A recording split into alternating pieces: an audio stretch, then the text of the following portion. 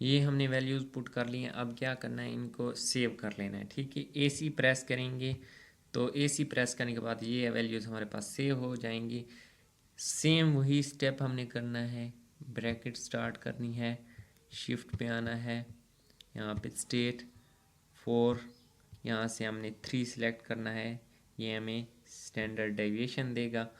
इसको डिवाइड कर देना है एक्स बार पे, एक्स बार भी हमें कैलकुलेटर खुद कैलकुलेट करके देगा, वो 2 नंबर पे है, और इसको ज़रब दे देनी है 100 से। ठीक है, तो ये हमारे पास ग्रुप डाटा के लिए कोफिशिएंट ऑफ वेरिएंस आ गया। ठीक है, सिंपली ये हमारे पास स्टेप थे, तो हमने ये कोफिशिएंट ऑफ वेरिएंस फाइंड कर लिया। अगर आप कैलकुलेटर स्किल्स सीखना चाहते हैं तो मेरे चैनल को